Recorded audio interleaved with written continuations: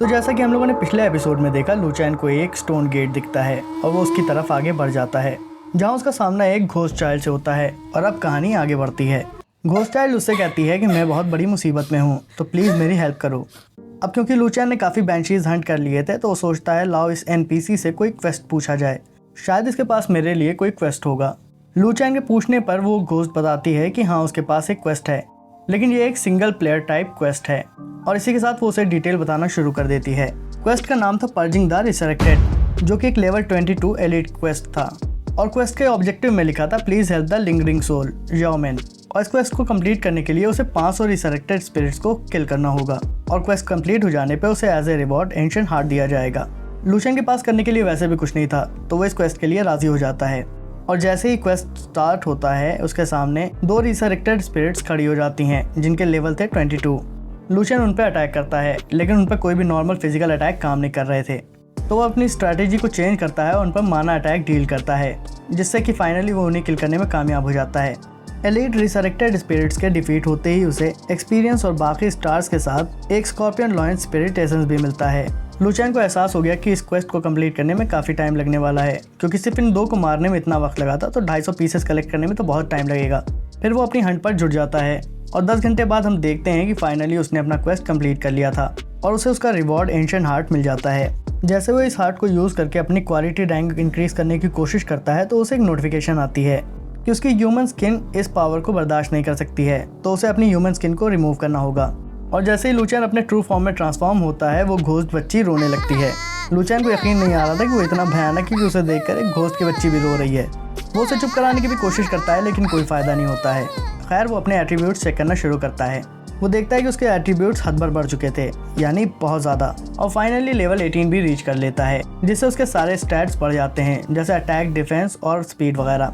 लूचैन इससे काफ़ी खुश था। वो सोचता है लाओ देखते हैं, क्या पता इस बच्ची के पास और भी ज़्यादा क्वेस्ट हों। जैसे वो शाओमिन की तरफ बढ़ता है, वो देखता है कि वो अभी भी रो रही थी, और उसके रोने की आवाज़ इतनी भयानक थी कि अब तो लूचैन को भी डर लगने लगा, और उससे पूछता है क्या तुम्हारे पास इसका कोई और फॉलो अप क्वेस्ट है। लेकिन शाओमिन का रोना अब भी जारी था, तो वो उसे चुप कराने के लिए अपने ह्यूमन फॉर्म में फिर से ट्रांसफॉर्म होता है। उसके ट्रांसफॉर्म होते ही शाओमिन चुप हो जाती है और कहती है थैंक यू बेनिफैक्टर, क्या तुम मेरी थोड़ी सी और हेल्प कर सकते हो? मुझे 3000 और रिसरेक्टेड स्पिरिट्स को किल करवाना है। 3000 रिसरेक्टेड स्पिरिट्स का नाम सुनकर तो लूचैन की हवाइयाँ उड़ गईं, लेकिन फिर भी वो राजी हो जाता है और क्वेस्ट को एक्सेप्ट कर लेता है। लेकिन क्वेस्ट को स्टार्ट करने के पहले उसे एक बात याद आती है कि उसने इनफ बैंशीज को हंट कर रखा था, तो क्यों ना बैंशी की ब्लड लाइन का फ़ायदा उठाकर उनके माना एओई स्पेल को यूज़ किया जाए। और इस ख्याल के दिल में आते ही लूचैन बगैर कोई टाइम गवाए बैंशी की ब्लड लाइन को खुद से फ्यूज़ कर लेता है, जिससे अब उसके पास भी उनकी स्कल थ्रो करने वाली स्किल आ चुकी थी। और उसके फर्स्ट अटैक करते ही लूचैन काफ़ी खुश हो गया, क्योंकि वो एक साथ मल्टीपल टारगेट्स को हिट कर पा रहा था। अब इन रिसरेक्टेड स्पिरिट्स को किल करना इतना आसान हो गया था कि वो मल्टीटास्किंग करने लगा। एक तरफ तो वो उन्हें किल भी कर रहा था, दूसरी तरफ वो बाकी प्लेयर्स के हालचाल भी देख रहा था। वो देखता है कि बाकी प्लेयर्स भी बहुत तेज़ी से लेवल अप कर रहे थे, और उसके सर्वर के काफ़ी प्लेयर्स तो अब लेवल 16 भी रीच कर चुके थे, जिससे लूचैन भी काफ़ी सेटिस्फाई था। सीन कट होता है और हमें 3 दिन बाद का सीन दिखाया जाता है। ये क्वेस्ट जो शाओमिन ने उसे अभी अभी दिया था इतना लंबा था कि उसे 3 दिन लग गए, लेकिन फाइनली वो उसे कंप्लीट कर लेता है और उसका लेवल भी 19 हो चुका था। लूचैन को इन बातों का कुछ भी बुरा नहीं लग रहा था। उसे सिर्फ ये बात बुरी लग रही थी कि इतनी हंटिंग के बाद भी यहाँ कोई भी आइटम ड्रॉप नहीं हो रहा था। वो सोचता है कि अब जब क्वेस्ट कंप्लीट हो ही चुका है, तो लाओ ज़रा आगे बढ़कर देखते हैं कि इस मैप में और आगे क्या है।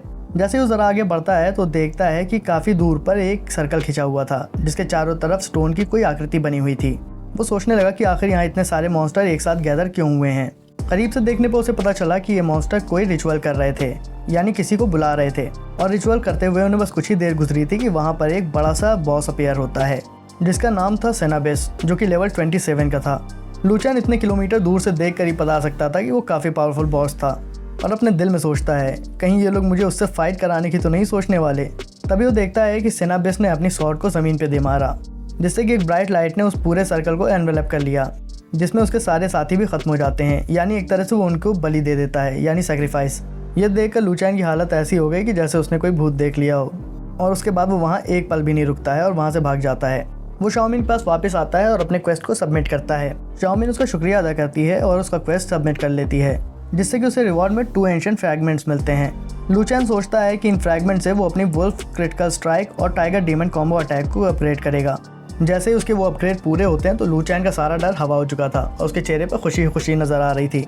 अब उसका सारा डर छूमंतर हो गया, उसकी आंखों में लालच दिखने लगी। वो फौरन जाओमिन से पूछता है, क्या तुम्हें मेरी कोई और भी हेल्प चाहिए? जाओमिन कहती है, मिस्टर बेनिफैक्टर आपने मेरी काफ़ी हेल्प कर दी है और मैं नहीं चाहती कि आपको और ज़्यादा तकलीफ दूँ। लू चैन कहता है, अरे ऐसी भी कोई बात नहीं है, अगर कोई परेशानी हो तो तुम मुझे बता सकती हो। उसके बार बार कहने पर जाओमिन मान जाती है, लेकिन उससे कहती है कि नेक्स्ट क्वेस्ट में आपको केयरफुल रहना होगा क्योंकि ये क्वेस्ट काफ़ी डेंजरस होने वाला है। लू चैन कहता है, मुझे तो खतरों से खेलने में मज़ा आता है, मैं तो खतरों का खिलाड़ी हूँ। और इसी के साथ जाओमिन उसके सामने न्यू क्वेस्ट रख देती है। क्वेस्ट का नाम था स्टीलिंग माना और उसके नाम से ही समझ में आ रहा था कि इसमें लू चैन को माना स्टील करना होगा और क्वेस्ट का रिवॉर्ड था कि उसे टॉप ग्रैंड माना पिल मिलेगी। लू चैन को भी अपने डिवाइन बीस्ट को ग्रो करने के लिए काफ़ी माना की ज़रूरत थी, तो ये रिवॉर्ड उसके लिए काफ़ी अच्छा होने वाला था। लू चैन सोचता है, जिस स्पीड से मैं इसके क्वेस्ट एक्सेप्ट कर रहा हूँ, सूनर और लेटर मुझे जल्दी ही सेनाबिस से लड़ाई करनी पड़ेगी। और वाकई क्वेस्ट के हिसाब से लू चैन को उसी फॉर्मेशन के बीच में जाके माना स्टील करना था जहाँ पे हमने पिछली बार सेनाबिस को देखा था। लू चैन बहुत ही स्टेल्थी तरीके से उस फॉर्मेशन के बीच में पहुँच जाता है और माना कल्टिवेट करना शुरू कर देता है। हम देखते हैं कि दुनिया के बाकी कोनों के मुकाबले यहाँ पर कल्टिवेशन की स्पीड बहुत ही ज़्यादा थी। हर सेकेंड वो 4000 to 5000 प्योर माना कल्टिवेट करने में कामयाब हो रहा था। बेचारा लू चैन कल्टिवेशन में लगा हुआ था कि उसे अचानक सेनाबिस के आने का एहसास होता है और लू चैन का अंदाज़ा काफ़ी हद तक ठीक भी था क्योंकि सेनाबिस बस वहाँ पहुँच ही गया था।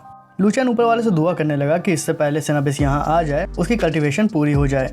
And nick of the time उसकी कल्टिवेशन आखिरकार पूरी हो गई और वो वहाँ से भागने में कामयाब हो गया। वहाँ से निकलकर वो जाओमिन के पास पहुँचता है और उसे माना पर्ल दिखाता है और क्वेस्ट कंप्लीट होते ही वो जाओमिन से दोबारा पूछता है कि क्या तुम्हारे पास कोई और मिशन है मेरे लिए। जाओमिन भी अब कोई तकल्लुफ़ नहीं दिखा रही थी। वो कहती है, मिस्टर बेनिफैक्टर आपने मेरी काफ़ी हेल्प की है और आप काफ़ी नाइस पर्सन हैं, क्या आप मेरी हेल्प कर सकते हैं सेनाबिस को डिस्ट्रॉय करने में? लू चैन जाओमिन की ये रिक्वेस्ट सुनकर पूरी तरह डर गया। वो कहता है, अकेले मैं ये काम नहीं कर सकता, बेहतर होगा तुम किसी और को ढूंढ लो। लेकिन जाओमिन उससे कहती है, मिस्टर बेनिफैक्टर आपको डरने की कोई ज़रूरत नहीं है क्योंकि आप जो माना पर्ल चुरा कर उसके पास से लाए हैं, सेनाबिस के पास से इस पर्ल के गायब हो जाने से उसकी स्ट्रेंथ अब सिर्फ 1/10 ही बच गई है। जैसे ही लू चैन को पता चलता है कि सेनाबिस की ओरिजिनल स्ट्रेंथ कम हो गई है तो वो इस क्वेस्ट को लेने के लिए तैयार हो जाता है। जाओमिन उसे आगे की बातें एक्सप्लेन करती है कि जैसे ही वो सेनाबिस को किल कर देगा वैसे ही gate of the dead open हो जाएगा, जो कि लू चैन को रैग्नारॉक को फाइंड करने में सबसे बड़ा क्लू साबित होगा। रैग्नारॉक का वर्ड सुनते ही लू चैन को अपना डंजन याद आ गया, रैग्नारॉक डंजन, जो कि उसे उसके मेन क्वेस्ट में कंप्लीट करना है। फाइनली लू चैन इस क्वेस्ट को भी एक्सेप्ट कर लेता है। जाओमिन उसकी बात से काफ़ी खुश थी। वो कहती है कि मैं भी आपकी इस काम में हेल्प करूंगी। क्वेस्ट का नाम था किल द वॉचडॉग। इस क्वेस्ट के हिसाब से लू चैन को सेनाबिस को डिफीट करना था, लेकिन इसमें भी 2 टर्म्स एंड कंडीशंस थी।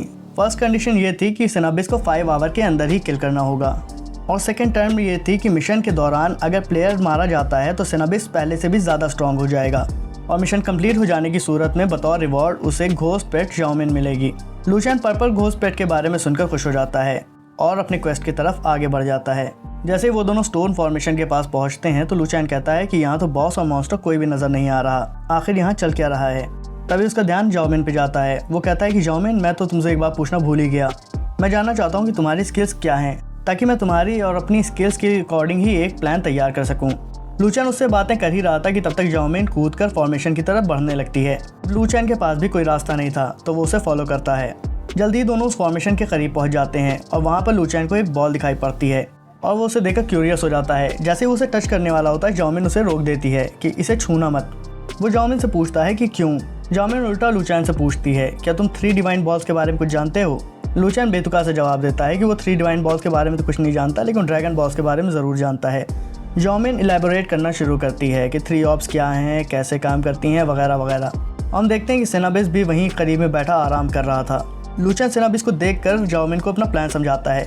वो कहता है कि कैसा होगा कि तुम उसका अटेंशन ड्रॉ करो और मैं उस पर अटैक करूं। जाओमिन कहती है, अरे पागल हो गए हो, मैं उसका एक भी अटैक बर्दाश्त नहीं कर सकती हूँ, मैं फ़ौरन मारी जाऊंगी। सेनाबिस का माना अटैक अबाउट 10,000 है। लू चैन जैसे उसके अटैक पावर के बारे में सुनता है वो बुरा सा मुँह बना लेता है और कहता है, तो फिर आखिर मुझसे लड़ी क्यों रहे हैं, और तुमने तो कहा था कि ये 10 टाइम्स वीकर हो चुका है।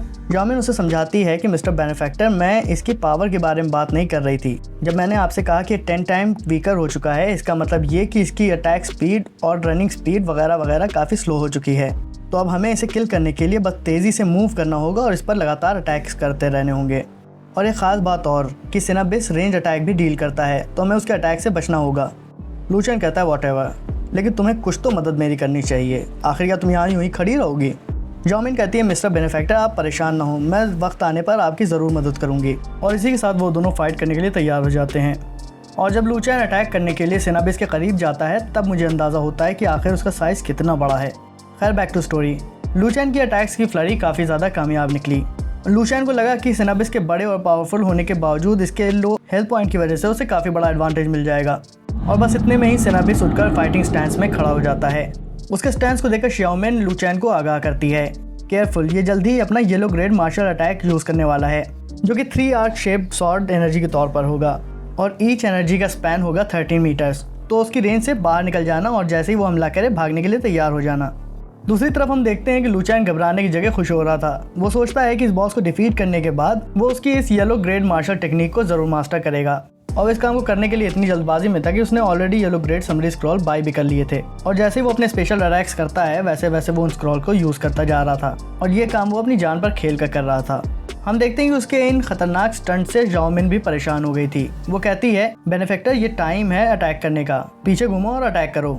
और लू चैन वैसा ही करता है, लेकिन उसके अटैक के अगले ही पल सिनाबिम दोबारा अपने अटैक को चार्ज करता है, उस पर अटैक करने वाला होता है और वक्त रहते ही शाओमेन उसे बता देती है कि वहाँ से जल्दी भागो, ये अटैक करने वाला है। किसी तरह से वो दोनों फाइट में टिके हुए थे, लेकिन तभी हम देखते हैं कि शायद सिनाबिम अब बोर होने लगा था और वो अपनी एक खास स्किल को एक्टिवेट करता है जिसका नाम था रेन कन्वर्जन। बॉस की इस स्किल का नाम सुनते ही शाओमेन वहाँ से भागने लगती है और लू चैन से कहती है जल्दी करो और यहाँ से भाग चलो। लू चैन उससे पूछता है कि ये कौन सी स्किल है। शाओमेन उसे एक्सप्लेन करती है कि ये बेसिकली एक AoE अटैक है जो कि एंटायर वैली को कवर करने वाला है। इतने बड़े एरिया को कवर करने की बात सुनकर लू चैन डर गया और जैसे तैसे वहाँ से भागकर अपनी जान बचाता है और अटैक के रेडियस से बाहर आते ही वो शाओमेन से पूछता है कि ये स्किल किस ग्रेड की है। वो लू चैन को बताती है कि एक मिस्टिकल ग्रेड स्किल है। मिस्टिकल ग्रेड स्किल के बारे में सुनकर लू चैन के मुंह में पानी भर आया।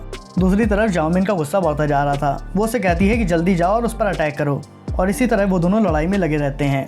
एक बार तो लू चैन के दिमाग में ये भी ख्याल आता है कि शायद ये क्वेस्ट इंसानों के लिए बना ही नहीं है। यहाँ पर सीन कट होता है और हम 8 मिनट बाद देखते हैं लू चैन अब भी सेराबिम से फाइट कर रहा था, लेकिन इतनी देर तक फाइट करने के बाद आखिर उसका स्टेमिना डिप्लीट हो चुका था और अब तो लू चैन को भी लगने लगा था कि शायद उसका आखिरी वक्त करीब आ गया है।